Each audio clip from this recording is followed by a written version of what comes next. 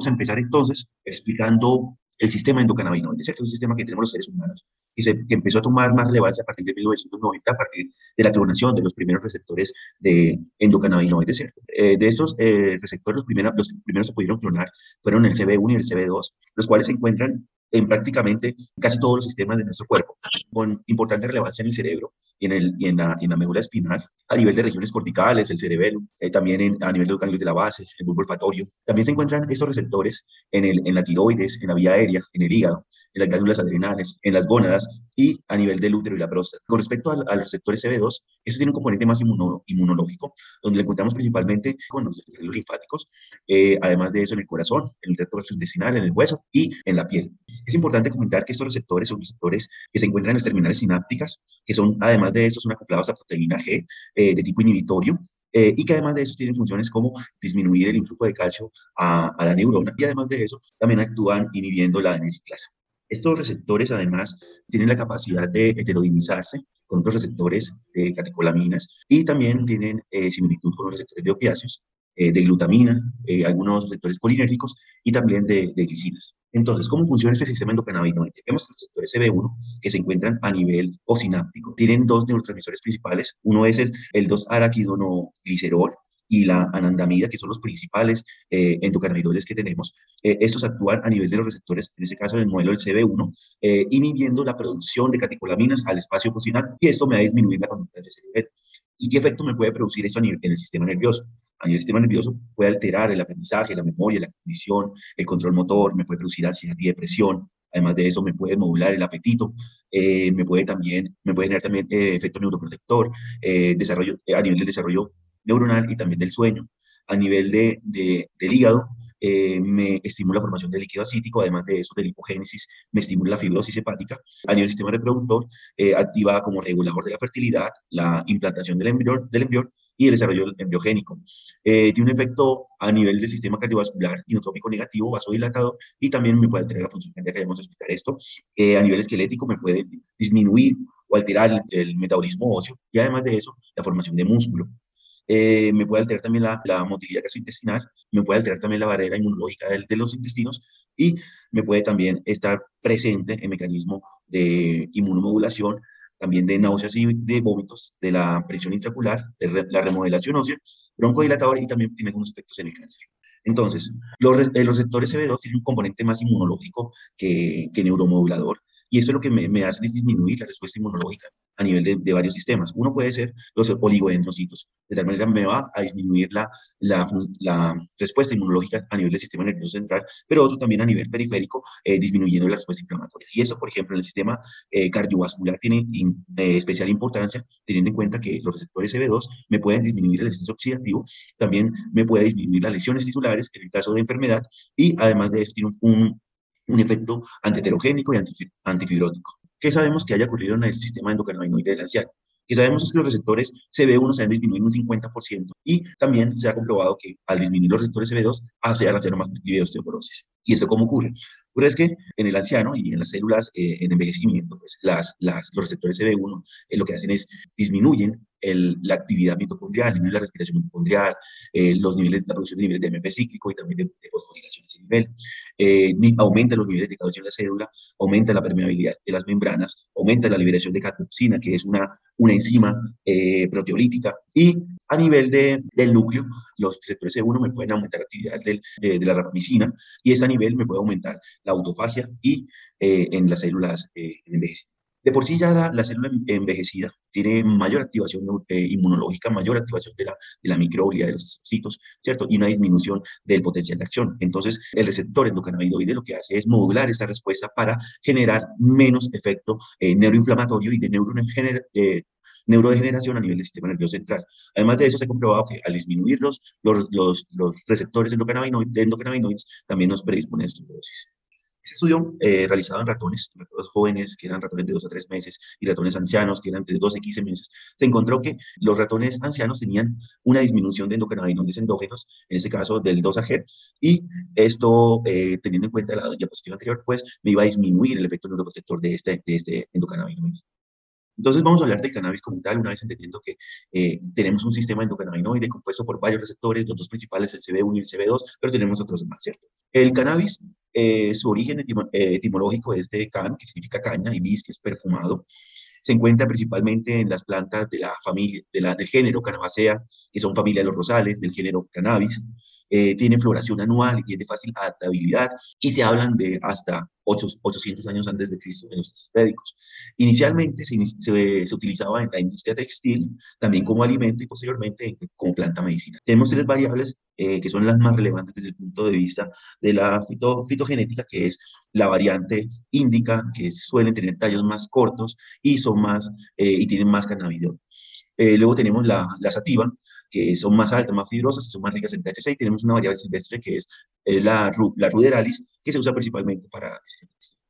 Entonces, cuando hablamos de la historia del cannabis, desde el punto de vista paleontológico, se han encontrado semillas de cannabis desde el año 10.000 antes de Cristo.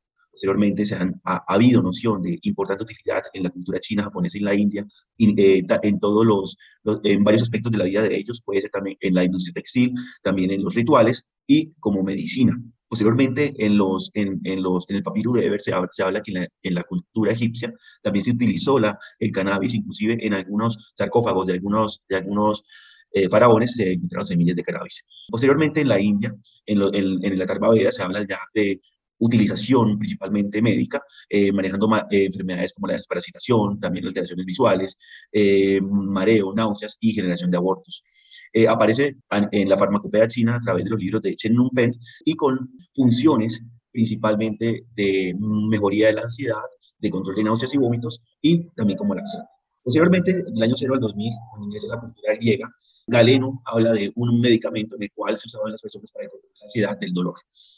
Posteriormente aparece también sobre el año 1000 a 1484 después de Cristo en el herbarium anglosajón y también con utilizaciones para manejo de dolor.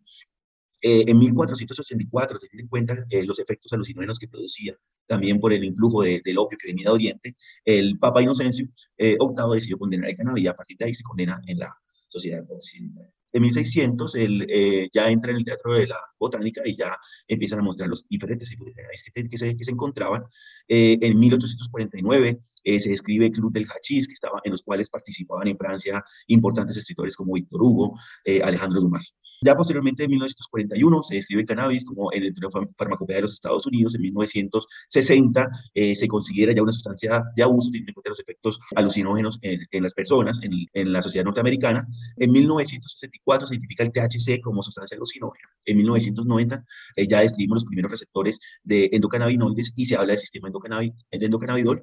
Y a partir de 2012 ya Uruguay y algunos estados de los Estados Unidos ya legalizan la marihuana tanto para uso medicinal como para uso recreativo. Bueno, ¿qué sabemos de la farmacología del cannabis? En principio tiene 540 compuestos naturales, de los cuales 100 son cannabinoides. Cuando hablamos de cannabinoides, son sustancias que tienen influencia sobre los receptores del sistema endocannabinoide. El componente psicotrópico principal o el más estudiado es el THC y el no psicotrópico, el cannabidiol.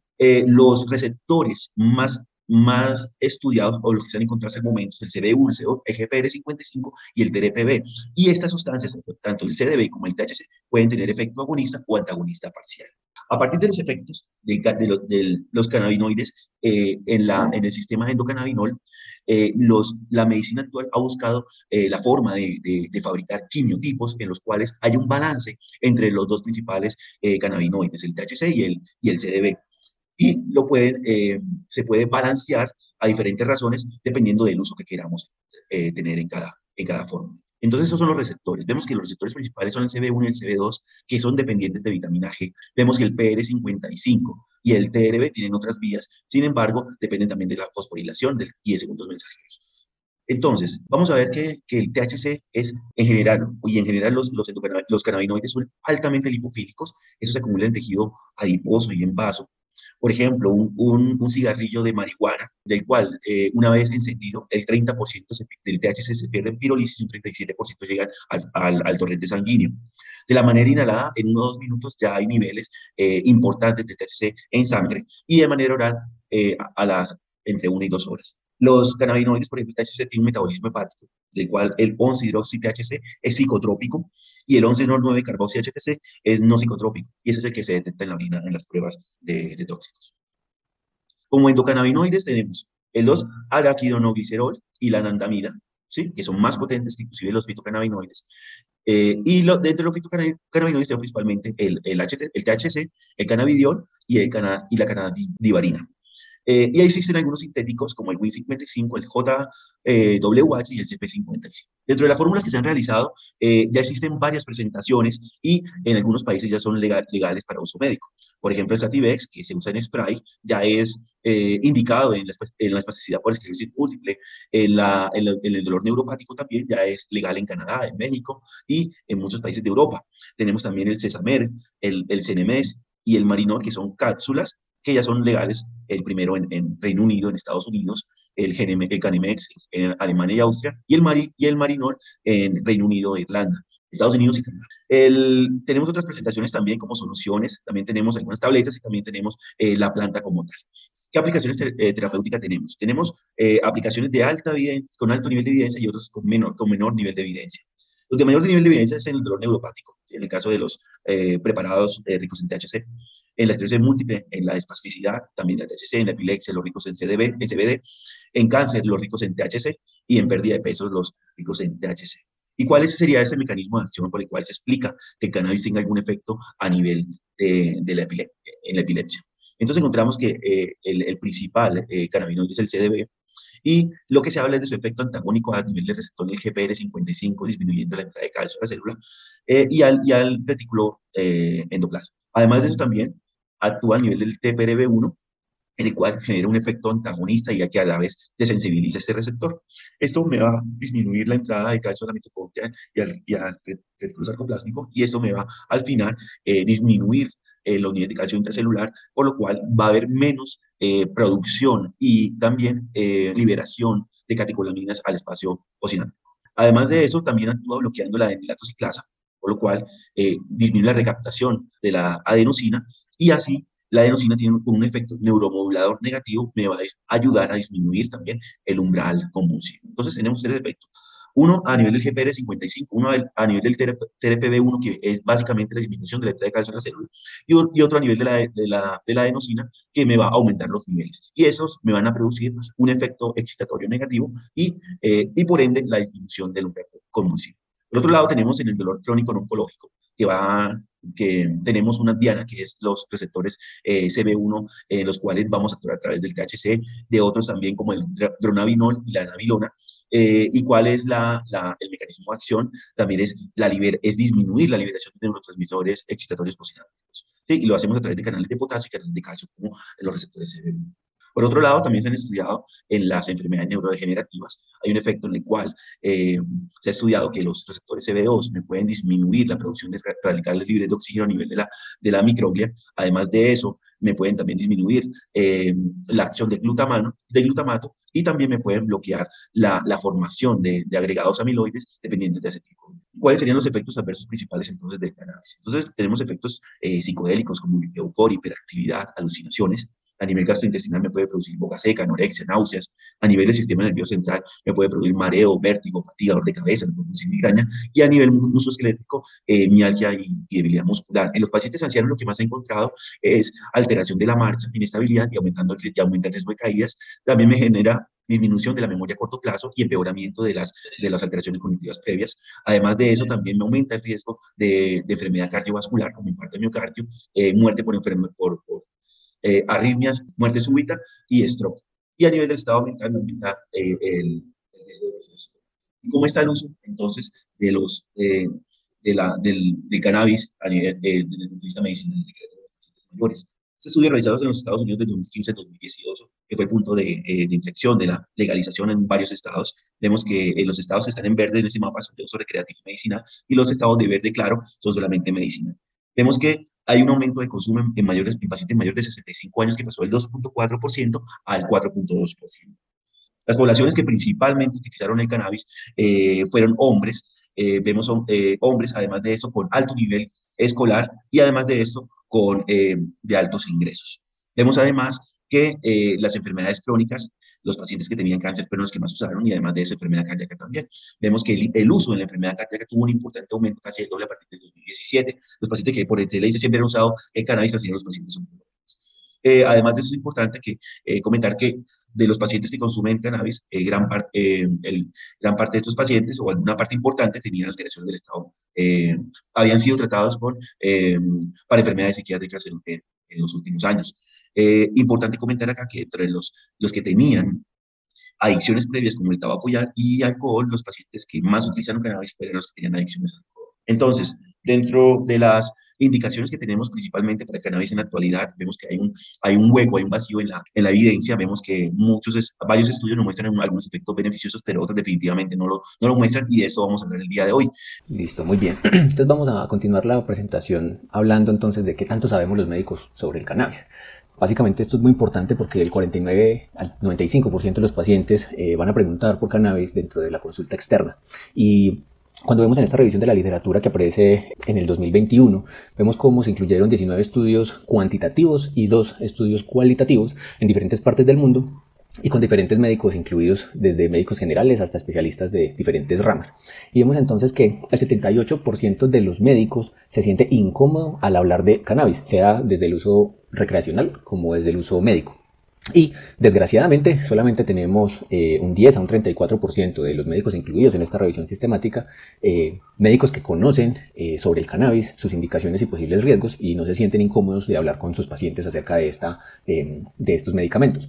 Esto es importante porque la revisión nos termina concluyendo que la mayoría de los médicos hospitalarios y los médicos generales tienen una falta de conocimiento acerca de los efectos benéficos y efectos adversos y cómo darles recomendaciones a los pacientes. Y esto cambia radicalmente dependiendo del contexto en el cual tengamos al médico. En general, nosotros le damos bastante importancia a la evidencia, y entre más evidencia tengamos, más confiados nos sentimos de darles recomendaciones a los pacientes. Pero eso cambia diametralmente cuando estamos frente a un paciente al final de la vida o en cuidado paliativo, en donde la evidencia como que ya no es tan importante, y ahí es donde aparecen o empiezan a aparecer las formulaciones frecuentes de cannabinoides y otro tipo de estrategias para tratar de controlar los síntomas de este grupo de pacientes. Entonces vemos cómo, si bien la evidencia es muy importante, a veces como que no le hacemos tanto caso a la evidencia.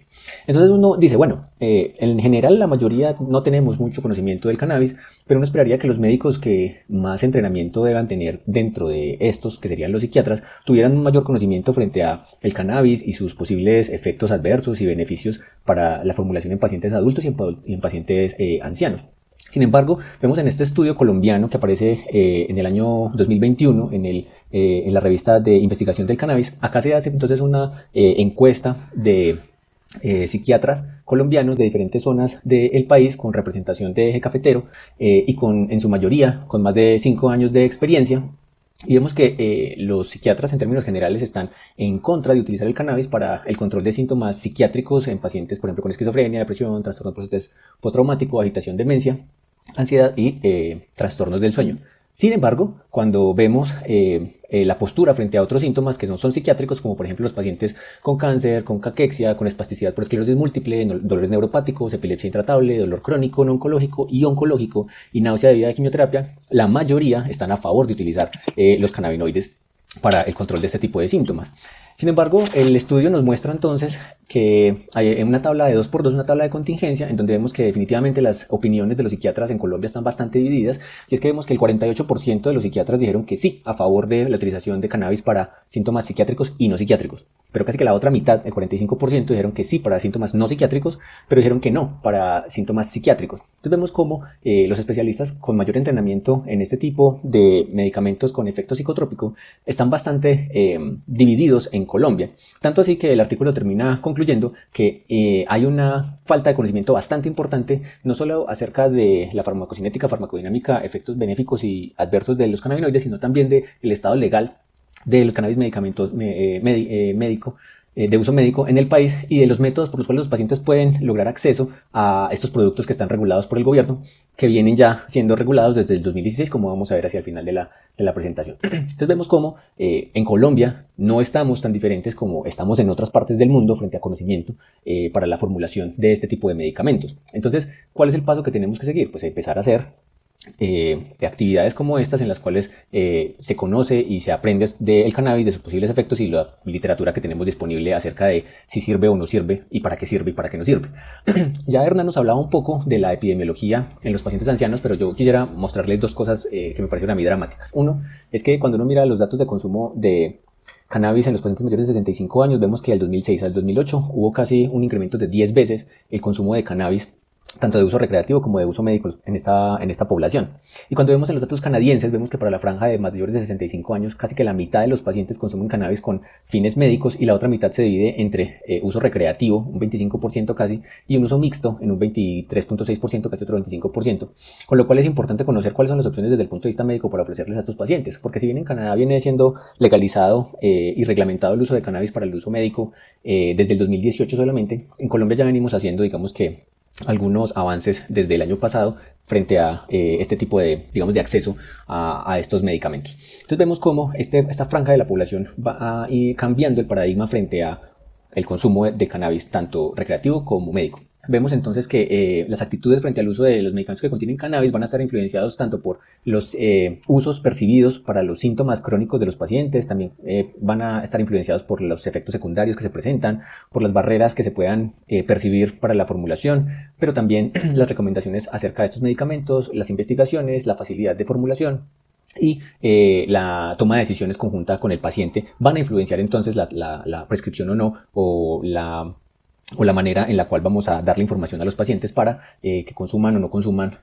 cannabinoides o medicamentos que contienen cannabinoides. Así entonces vamos a ver que estos medicamentos los vamos a encontrar en muchísimas presentaciones, pueden venir en forma tópicas, extractos, digamos que en forma de galletas, brownies, semillas, plantas completas, aceites, hojas secas u hojas frescas, y en la literatura vamos a encontrar spray para aplicación oral o nasal, vamos a encontrar extractos que combinan tetrahidrocannabinol con cannabidiol, como ya mencionaba Hernán, vamos a encontrar cápsulas, vamos a encontrar aceites, vamos a encontrar para consumo oral, para consumo por vía tópica, y vamos a encontrar una infinidad, pues digamos que de productos, pero que tienen problemas, y es que dependiendo de la ruta de administración y la forma en la que los pacientes vayan, digamos que consumiendo este tipo de medicamentos, va a cambiar entonces las bondades y los efectos. Además que muchas de las presentaciones que encontramos en el mercado no están, digamos que adecuadamente etiquetadas para conocer la cantidad exacta de tetrahidrocannabinol o cannabidiol que tiene cada una, y esto hace difícil predecir los efectos en los pacientes. Entonces vemos que por rutas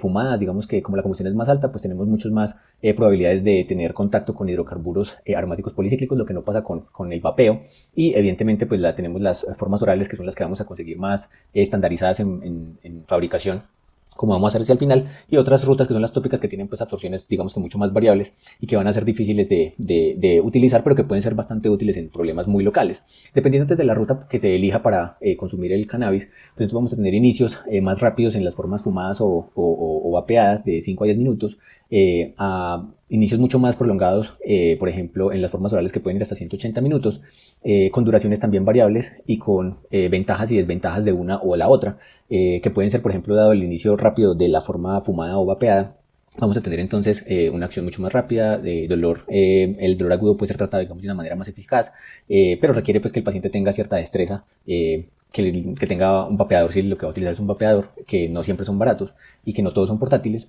mientras que en las formas orales vamos a tener ventajas como que no produce tanto aroma, es más conveniente en ese sentido, puede tener utilidad en enfermedades con síntomas crónicos, pero a veces puede ser difícil la titulación de las dosis. Las otras dos vías, que son la soromucosa y la tópica, tienen digamos que farmacocinéticas y farmacodinámicas más variables, que hace que sea mucho más complicado saber qué tan bien o qué tan mal funcionan, con lo cual casi nunca, digamos, que se utilizan de manera frecuente. Las que están aprobadas por FDA son básicamente estas tres, que es cannabidiol, dronabinol y nabilona, que tienen unas indicaciones bastante puntuales. Por ejemplo, frente a cannabidiol tenemos que la indicación es para síndromes convulsivos como el Lennox-Gastaut y el Dravet, a las dosis que vemos acá, y lo importante, digamos, de esta tabla es que ya aparecen algunas consideraciones geriátricas que no aparecen en otras publicaciones, y cuando vemos en dronabinol, que tendríamos marinol y sindros como formas comerciales, es una forma sintética del tetrahidrocannabinol, y es que esto puede producir bastante hipotensión ortostática o puede tener alteraciones o más bien efectos a nivel neuropsiquiátrico en los pacientes, con lo cual es importante tener en cuenta pacientes que ya tengan algún grado de deterioro cognitivo o alguna enfermedad neuropsiquiátrica de base. Los pacientes deberían no utilizarse, o que tengan problemas de mareo o de postura, de balance, tampoco deberían utilizarse este tipo de medicamentos. Y el último aprobado por FDA es el nabilon, que se conoce como Sesamet en el mercado, que es un cannabinoide sintético similar al tetrahidrocannabinol, que este viene ya en cápsulas, no en solución como el cannabidiol, y se ha, digamos que, investigado para la quimioterapia, para las náuseas asociadas a quimioterapia. También acá es importante una adecuada selección del paciente, sobre todo en el paciente anciano, dado pues por la comorbilidad y por la polifarmacia que podemos tener, y es bien importante pues tener, digamos, estas consideraciones en cuenta que más adelante las vamos a tocar.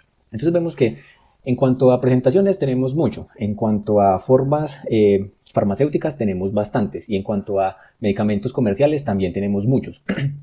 Aprobados más bien poquitos, y con efecto o con evidencia a favor ya vamos a ver que no es tan bueno. Pero en términos generales, ¿para qué se formula o para qué utilizan los ancianos los cannabinoides? Entonces vemos que para ciertos tipos de dolor, por ejemplo dolores crónicos o dolores neuropáticos o cefaleas, también se ha utilizado. Para artritis, sea osteoartritis o artritis reumatoide, aunque vamos a ver que en la última la evidencia realmente no es buena. En el marco del cuidado paliativo también se ha utilizado para problemas del sueño tipo insomnio, para falta de apetito, pero también para disminuir el apetito, sobre todo el cannabidiol, en glaucoma, en demencia y en ansiedad y depresión. Pero cuando vemos en esta revisión sistemática para qué utilizan los ancianos los cannabis, vemos que en términos generales las mayores indicaciones son el dolor y la artritis, problemas del sueño y ansiedad. El resto, digamos que tienen son mucho menos frecuentes este tipo de usos. Y vemos que en esta misma revisión dicen que en promedio 3/4 de los pacientes, o sea, el 75% de los pacientes dijeron que de alguna manera o de manera muy importante, el cannabis le había ayudado en el manejo de cualquiera de las condiciones que vemos ahí en el diagrama de barras que vemos en la parte izquierda. Con lo cual en este estudio vemos que digamos que se avala un poco la utilización de cannabis para estas condiciones, pero vamos a ver que esto definitivamente no es evidencia muy fuerte. Pero entonces vemos que son muchas las indicaciones y muchas las cosas para las cuales los ancianos pueden utilizar el cannabis, pero ¿cuál es para qué está aprobado como tal? Entonces vemos que los cannabis herbales y los extractos de cannabis no estandarizados tienen muchísimas indicaciones y se utilizan para muchísimas cosas en muchos países. Entonces acá vuelve y aparecen los trastornos de ansiedad, las náuseas, la pérdida de peso asociada a VIH y a quimioterapia, el dolor crónico, fibromialgia, intestino irritable, etcétera, etcétera. Pero vemos entonces como el dronabinol, que es el que tenemos disponible en Colombia, está indicado solamente para el apetito y la pérdida de peso en pacientes con VIH o SIDA, las náuseas y el vómito asociado con quimioterapia, y otras que como la espasticidad asociada con esclerosis múltiple, y tienen pues digamos algunos países ya digamos que ha adoptado este tipo de indicación. Tenemos otros como el Nabilon, que también está para náuseas y vómito en la quimioterapia, Nabilix para la espasticidad asociada con el esclerosis múltiple, y otros que han sido, digamos, que utilizados para convulsiones intratables o síndromes especiales como el Dravet y el Lennox-Gastaut, para ciertos países puntuales. Pero cuando uno ve estas indicaciones y las enfoca solamente en el anciano, se da cuenta que realmente son muy poquitas. Y en el anciano, entonces vemos cómo, con evidencia de baja calidad, tendríamos indicación para el tratamiento de la neuropatía crónica, para el insomnio y la ansiedad, con estudios observacionales en su mayoría, o transversales, pero ningún estudio aleatorizado, controlado y con todos pues, los juguetes para poder, digamos, que sacar conclusiones fuertes. Sin evidencia significativa, pero con una tendencia a que puede ser útil en el grupo de pacientes con cáncer, en la espasticidad asociada con enfermedades neurológicas, nuevamente evidencia salida de estudios observacionales. Y sin evidencia de eficacia en la anorexia relacionada al cáncer, en los vómitos y náuseas asociadas a quimioterapia, en el dolor crónico de tipo no oncológico y que sea diferente al neuropático. También evidencia que viene de estudios observacionales. Entonces vemos que en el paciente adulto la evidencia a favor de la utilización de cannabis en ciertas indicaciones es más o menos buena, pero cuando vamos al anciano la evidencia de entrada es poquita y es mala. Entonces vemos que es difícil entonces utilizar este tipo de medicamentos en el anciano, pero cuando uno va y mira las guías y las recomendaciones de las guías, se va encontrando ciertas cosas. En esta guía que aparece en el British Medical Journal el año pasado, que para el manejo del dolor crónico y cannabis como tratamiento del dolor crónico, vemos entonces que el cannabis se recomienda entonces para pacientes con cáncer y sin cáncer, pues con dolor asociado a cáncer o dolor no oncológico, y para dolor neuropático, nociceptivo y nociplástico. Pero hacen también la aclaración de que puede que estas recomendaciones de la guía no sean útiles para veteranos, o sea, para ancianos, pacientes con enfermedad mental concurrente o pacientes que están en algún pleito legal para discapacidad o para pensión. Y definitivamente no aplica para el cannabis médico inhalado, con lo cual ese lo vamos a sacar del panorama, para el cannabis recreacional y para los pacientes que están al final de la vida, que ya dijimos que la evidencia como que no es tan importante en ese ámbito. Y que también nos dicen que, en términos generales, el cannabis no tiene estudios para que haga parte del cuidado estándar en el manejo del dolor crónico y que podría ser útil si se adiciona o si se combina con el cuidado típico o estándar del dolor crónico. Entonces ellos nos dicen que si el cuidado estándar no es suficiente, se podría ofrecer una prueba de cannabis por vía no inhalada. Y cuando vemos la evidencia para los adultos no ancianos, vemos que el cannabis parece que reduce el dolor, parece que mejora la funcionalidad física y parece que mejora el sueño, pero no tiene efectos importantes en la función emotiva, en la función o en el rol de función y en la función social. Entonces vemos cómo esto para los pacientes adultos no ancianos pareciese que es bueno, pero que no tiene la mejor evidencia del mundo. Y cuando vemos otro tipo de guías, vemos entonces que la Sociedad Americana para, mejor dicho, la ASCO, para el manejo de pacientes con patología oncológica, también se recomienda, digamos, que la utilización de cannabinoides, pero como tercera o cuarta línea, y lo mismo pasa con otro tipo de guías como la guía para la Federación Europea para el Dolor, las guías de prescripción de cannabinoides en cuidado primario y las guías NICE, que en algunas inclusive no hacen referencia, como en las guías NICE, a la utilización de cannabinoides, mientras que en esta, que sería la guía canadiense, vemos como los cannabinoides aparecen de tercera línea de manejo después de gabapentinoides, antidepresivos tricíclicos, inhibidores duales, tramadol y de analgésicos opioides. Entonces vemos que tal vez estas recomendaciones no sean tan útiles para nosotros acá, porque ya sabemos que el tramadol pues, no es una buena opción en pacientes ancianos. Entonces vemos cómo, en cuanto al dolor crónico, la evidencia, si bien desde el punto de vista fisiológico pareciese que pudiera ser útil, desde el punto de vista de la evidencia realmente no es buena y se debe seleccionar muy bien el paciente que pueda recibir o que pueda ser más bien tributario a recibir este tipo de medicamentos. En osteoartritis, entonces, en las recomendaciones de 2020, del American College of Rheumatology, vemos entonces que para las indicaciones farmacológicas no aparece por ninguna parte los cannabinoides, pero en contra tampoco aparecen los cannabinoides en estas recomendaciones. Es decir, aquí no se tuvo en cuenta este tipo de molécula para el manejo de osteoartritis ni de mano, ni de rodilla, ni de cadera, ni desde el punto de vista sistémico, ni desde el punto de vista tópico, porque la evidencia básicamente no está ahí para tomar decisiones frente a esto. También se ha propuesto entonces que se utilice cannabinoides para enfermedades reumáticas tipo artritis reumatoide, pero en esta posición de Fitzcharles nos dicen que básicamente hay una falta de evidencia para el uso del cannabis, pero que es importante ser empáticos con el paciente y tratar de dar un cuidado pragmático para el paciente y nos dan, digamos, que algunas pautas para tratar de abordar el problema de si formular o no cannabinoides en los pacientes con este tipo de enfermedades. Entonces siempre hay que preguntarse si el paciente ya ha consumido previamente o no cannabis, qué preparaciones de medicamentos y qué ruta de administración y dosis tenemos disponible y le podemos dar al paciente. Preferiblemente escoger formulaciones que o no tengan tetrahidrocannabinol o que tengan un máximo del 9% de este, y que hay que hacer un seguimiento bastante riguroso de entre 4 y 8 semanas inicialmente y luego un seguimiento cada 3 meses para ver cómo les está yendo a estos pacientes. Sin embargo, esto no es una guía como tal, sino que eso son simplemente recomendaciones que dan entonces desde el punto de vista de la enfermedad reumática. Ahora, Hernán ahora nos hablaba de los posibles beneficios del cannabis en los pacientes con cáncer y síntomas asociados al mismo. Vemos entonces los diferentes estudios, que no son muchos, básicamente son estos 5 que vemos acá, frente a cannabis y síntomas asociados al cáncer y al dolor al cáncer principalmente, y vemos que en los estudios no hay diferencias básicamente en dolor, en náuseas, en emesis, y la evidencia realmente en casi todos es de muy baja calidad, con excepción de este estudio del 2015 que mostró un beneficio significativo en náuseas y vómitos, pero que la evidencia sigue siendo muy baja. Entonces vemos que podría ser útil, pero la evidencia no es muy buena a favor de la utilización de este tipo de problemas en el paciente anciano. Y nuevamente hay que considerar, digamos, que la comorbilidad y la polifarmacia que estos pacientes pueden tener. De igual manera, tenemos que también en demencia se ha tratado de utilizar para el control, digamos, de la agitación en demencia, y vemos entonces que en términos generales la evidencia no apunta a que sean muy útiles, con excepción de este estudio del 2019 que es con nabilona, en la cual este es un estudio que es aleatorizado, que es doble ciego, que es pues relativamente corto, solamente a 14 semanas,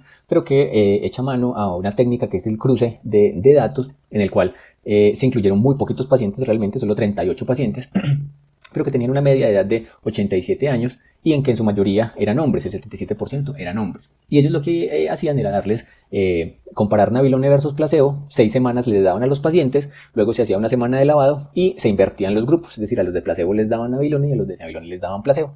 Y lo que se encontró a las 6 semanas, independiente del entrecruzamiento de los datos, es que hubo una diferencia estadísticamente significativa en cuanto a nabilone y placebo, y que en términos de síntomas, o de mejoría más bien, la mayoría, digamos que muchos pacientes percibían un cambio mínimo, moderado o marcado con nabilone versus placebo, con lo cual digamos que esto nos muestra que podría llegar a ser útil, pero nuevamente con dificultades en este grupo de pacientes, un grupo muy pequeñito, pacientes digamos que con un GDS por debajo por encima de 5, que hace pues que sean difíciles de monitorizar, digamos que los eventos adversos, etcétera, etcétera. Con lo cual, ellos logran, digamos que extraer algunos eventos adversos de este grupo de pacientes que fueron la sedación excesiva y las caídas que fueron mucho más frecuentes. Entonces vemos que si bien puede ser útil desde el punto de vista del beneficio, también tiene algunos riesgos que son importantes tener en cuenta, sobre todo en el paciente geriátrico. El resto de la evidencia frente a problemas neurocognitivos, agitación y demás, realmente no es tan buena como este, y este ya tiene muchos problemas. Pero tenemos otro poco de indicaciones que nos tomaría muchísimo tiempo, digamos que incluir en una revisión de menos de una hora. Entonces vemos en este estudio del 2019, en donde se incluyeron 184 pacientes con diferentes patologías o comorbilidades más bien como las que vemos acá, y indicaciones variadas para la utilización de cannabis como dolor no específico, enfermedad de Parkinson, dolor ortopédico, tratamiento oncológico, artritis, piernas inquietas, fibromialgia, cuidado paliativo y otros, en el cual en este, al contrario del pasado, era una mayoría de mujeres con un 63%, también pacientes relativamente viejos con una media de 82 años de edad, y a estos pacientes se les administró o se les siguió por un periodo de 6 meses con consumo pues, de medicamentos que contienen cannabinoides. Y a los 6 meses, el 60% de los pacientes continuaban con el consumo de cannabis, el 85% reportó algún grado de mejoría que se relacionaba con mejoría en dolor, mejoría en sueño, mejoría en náuseas, vómitos, en enfermedad de Parkinson, en la espasticidad, en trastorno postestrés postraumático y en demencia en relación a síntomas comportamentales, pero vemos llamativamente que la mayoría de esos pacientes tenía una mejoría muy importante o muy significativa frente a otros. Pero es importante mencionar que muchos, casi el 40% de los pacientes dejaron de consumir. Entonces acá podríamos tener un sesgo de selección bastante importante, y es que acá probablemente los pacientes que nos están reportando esta mejoría son los que no tuvieron efectos adversos tan frecuentes, ni tan marcados, con lo cual esta evidencia, si bien muestra que sí puede funcionar, digamos que carece de fuerza estadística. Entonces vemos que las indicaciones en el seno no son tan claras, no son tan buenas, y la evidencia no es tan abundante y no es tan buena, y tenemos riesgos. Entonces, ¿cuáles son los riesgos en estos pacientes? Entonces, dependiendo de la formulación que tengamos, vamos a tener unos síntomas más frecuentes o no. Entonces tenemos mareo, euforia, náusea, somnolencia, fatiga, confusión, desorientación y caídas. En las recomendaciones del British Medical Journal vemos entonces cómo dentro de los eventos adversos todos eran más frecuentes en el grupo de cannabis. Teníamos alteración cognitiva, mareo y atención alterada, que son cosas que se pueden ver de manera frecuente en los pacientes que consumen cannabis de manera reciente, pero que pueden tener también cierto impacto en pacientes que ya vienen tomando cannabis de manera prolongada o desde hace mucho tiempo. Entonces vemos cómo, dependiendo de la ruta de administración y la dosis, vamos a tener eventos adversos como aumento de sedación, vamos a tener problemas psicológicos, de ansiedad, de problemas del balance, alteraciones gastrointestinales, debilidad muscular, letargia, alteraciones cardíacas tipo arritmias como fibrilación auricular o fibrilación ventricular inclusive, ACVs, etc. Y vemos entonces aquí en esta revisión de la literatura, vemos como lo más frecuente con el uso de cannabis fue el mareo, la somnolencia y la boca seca. Y vemos entonces nuevamente cómo estos van a ser los síntomas más frecuentes que se van a encontrar con ellos, pero tenemos otros que pueden ser bastante importantes como la hipotensión ortostática o la aparición de depresión en estos pacientes, que pueden condicionar a aparición, digamos que, de complicaciones severas en este grupo de pacientes. En esta revisión de este año de Clinics vemos entonces cómo desde el punto cardiovascular hay bastantes problemas, tanto así que la American Heart Association en el 2020 saca, digamos que, una alerta frente a la utilización de cannabis en estos pacientes, porque se ha visto que incrementa el riesgo de eventos cardiovasculares, y recientemente aparece un estudio también en JAMA, en donde nos dicen que pacientes en manejo expectante de aneurismas endocraneanos tienen un mayor riesgo de desenlaces adversos y de isquemia cuando consumen cannabis. Con lo cual, desde el punto de vista cardiovascular, digamos que hay razones para pensar que no es muy segura la utilización de cannabis. Desde el punto de vista pulmonar, si bien no hay evidencia a favor de que aumente el riesgo de cáncer o de POC, muchos de esos pacientes van a tener policonsumo, sobre todo de tabaco con cannabis, y esto sí puede incrementar el riesgo. Pero también se ha visto que hay aumento de otro tipo de patologías como neumotórax espontáneo o enfisema buloso. También pueden alterarse las pruebas de función hepática. Desde el punto de vista gastrointestinal podemos tener diarrea con cannabidiol, o podemos tener disminución del vaciamiento gástrico con cannabidiol, que puede mejorar, por ejemplo, la sensación de saciedad en algunos pacientes, y algunas raras como el síndrome de hiperemesis cannabinoide, pero pues digamos que esto no es lo más frecuente, y usualmente es con pacientes que consumen dosis muy altas y de manera muy crónica cannabis. Y muy importante las interacciones medicamentosas, que ya vamos a hablar de ellas. A nivel del sistema nervioso central, el mareo, que ya lo hablamos, la alteración cognitiva, sobre todo en atención y en velocidad de procesamiento, van a estar bastante alteradas en pacientes que consumen este tipo de medicamentos. Y desde el punto de vista psiquiátrico, la aparición de depresión, ansiedad, así se haya tratado de utilizar cannabis para el tratamiento de trastornos de ansiedad, también puede inducirlos el cannabis, y el riesgo de abuso, que también pues es importante tener en cuenta. En cuanto a la polifarmacia, es supremamente importante que el tetrahidrocannabinol va a ser metabolizado por el citocromo P450, sobre todo el 2C9 y el 3A4, y este pues va a tener un efecto sobre otros medicamentos que están metabolizados por ese mismo citocromo, como el acetaminofén, la cafeína, la clozapina y otros, con lo cual el consumo de tetrahidrocannabinol puede incrementar el efecto y las concentraciones de todos estos medicamentos que vemos acá, importante mencionar la warfarina, pero también puede inducir el metabolismo de estos de acá y perder entonces el efecto de estos medicamentos. El cannabidiol realmente no es que sea más seguro, también enlentece el metabolismo de muchos de los medicamentos que vemos acá, y esto puede hacer entonces que el paciente que consume estos medicamentos de forma concomitante tenga problemas en ese sentido y pierda o aumente el efecto de estos medicamentos y aparezcan eventos adversos relacionados con estos en lugar de con los cannabinoides. Entonces podemos ver que, como vemos en la gráfica de la derecha, con el cannabis se pueden incrementar las concentraciones de otros medicamentos, tener efectos aditivos. Tenemos que se pueden disminuir o incrementar el aclaramiento de otros medicamentos, o pueden incrementarse los efectos sedantes de otro tipo de medicamentos. Entonces vemos que el cannabis tiene muchísimos problemas porque no sabemos muy bien cómo funciona, no tenemos una evidencia muy fuerte, y en el paciente anciano no tenemos evidencia básicamente. Pero entonces, ¿en Colombia en qué vamos? Entonces en Colombia tenemos más de 25 empresas, y aquí vemos algunos de los logos de ellas, que están produciendo y distribuyendo cannabis, de las cuales digamos que una de las más importantes sería Clever Leaves, ya que esta última hace una asociación con Pharmalab para la distribución de cannabis medicinal en Colombia, que ya vamos a ver cuál es el que se distribuye en Colombia.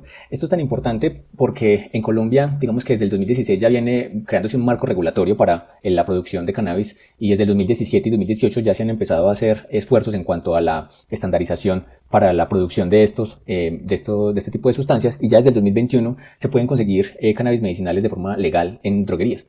Y acá en esto que vemos muy borroso en la parte de abajo, básicamente es un extracto de la resolución 2292 del 2021, que es la modificación de los medicamentos incluidos en el PBS para Colombia, y vemos como el delta 9 tetrahidrocannabinol combinado con cannabidiol está incluido ya dentro del POS, o sea que no requiere formulación MIPRES. Y cuando vemos en el POS Populi, vemos que evidentemente la combinación de los dos están incluidas, y el cannabidiol está incluido dentro del plan de beneficios, pero debe tener, digamos que, vía MIPRES. En Colombia, ¿qué podemos conseguir? Podemos conseguir este Tarcus, que es cannabidiol, y podemos conseguir el Neviot, que es cannabidiol, pero en 100 miligramos por mililitro, que estos habíamos visto que eran con indicación para ciertos síndromes epilépticos bastante puntuales.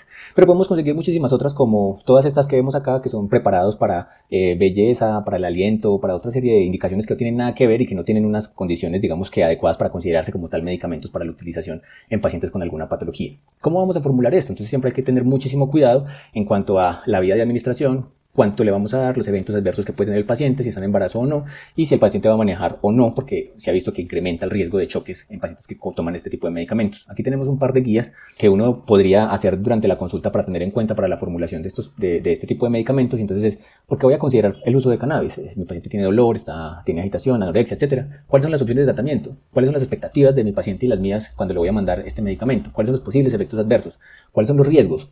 Si el paciente ya lo está utilizando, entonces voy a arrancar con una dosis bajita, la voy a ir incrementando lentamente, y tengo que hacer seguimiento bastante seguido. Este pues seguiría siendo una guía bastante explícita de cómo tratar de hacer el abordaje de la formulación de estos pacientes, para tratar, digamos, que disminuir los riesgos en cuanto a eventos adversos y mejorar en términos generales los pacientes y la selección del paciente para administrarle este tipo de medicamentos, porque algunos lo van a requerir, pero la evidencia definitivamente no es buena.